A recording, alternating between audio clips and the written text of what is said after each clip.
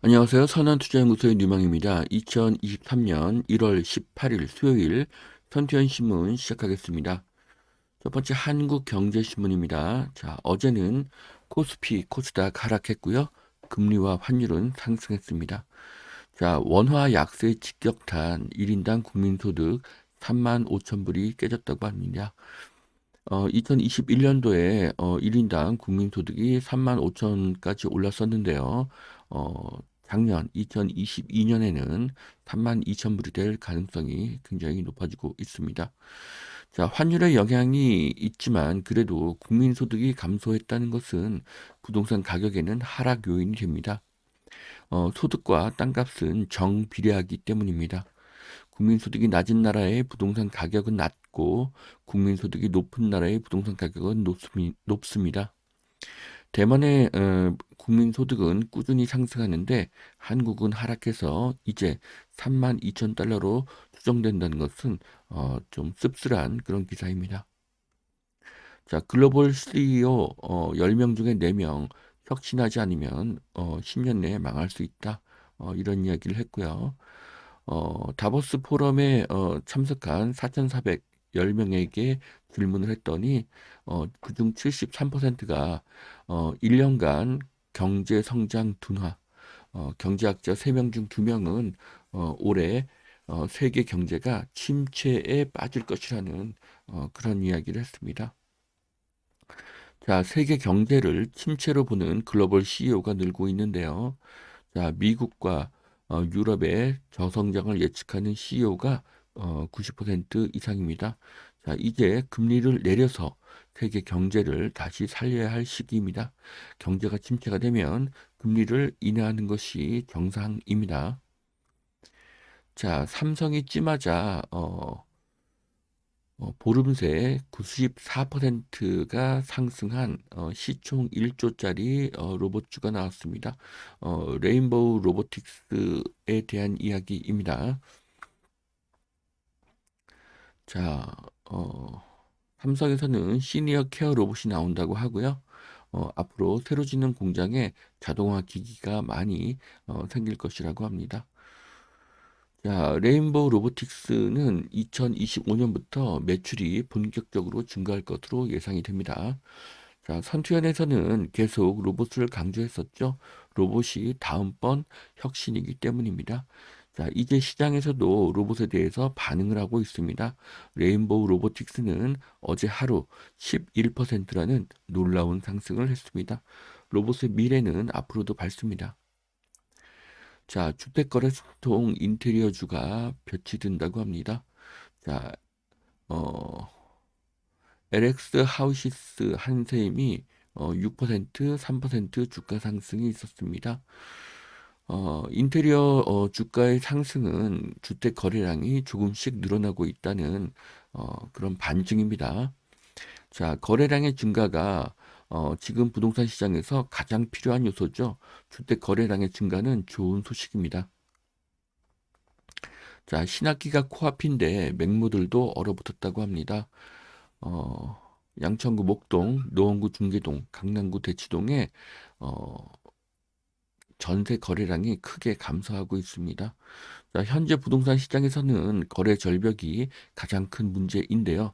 집을 분양받고도 기존 집이 팔리지 않아서 새 집에 못 들어가는 경우가 늘고 있습니다. 거래가 활성화되어야 합니다. 그러기 위해서는 금리가 낮아져야 할 것으로 보여집니다. 자, GTX만 믿고 샀는데 분양권 눈물의 마이너스 프리미엄 거래가 늘고 있다고 합니다. 화성시와 양주시에서 마이너스 프리미엄 매물 거래가 속출하고 있습니다. 집값 추가 하락이 우려되는 상황에서 금리 인상에 따른 대출이자 부담 가중을 견디지 못한 집주인들이 줄줄이 손절매에 나서고 있습니다. 자, 금리의 향방이 중요한 시기가 되고 있습니다. 자, 수도권 북부에서는 1년 전에 비해서 양주의 하락이 가장 큰 것으로 나타나고 있습니다.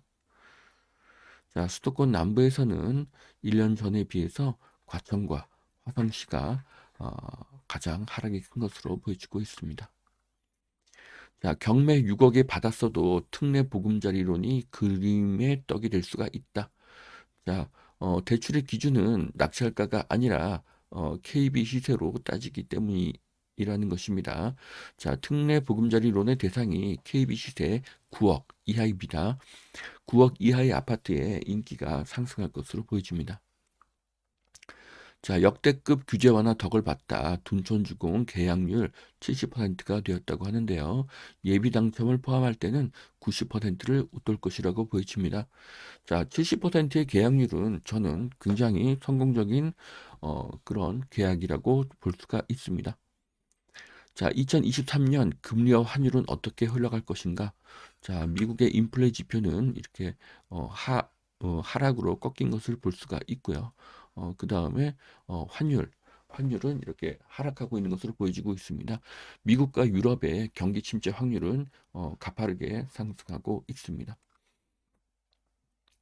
자, 미국의 금리와 환율은 예측이 매우 어렵습니다. 하지만 미국의 인플레 지수가 하락하고 환율이 하락하고 미국과 유럽의 경기 침체 가능성이 증가하고 러시아, 우크라이나 전쟁이 종료가 된다면 금리는 하락할 가능성이 매우 높습니다.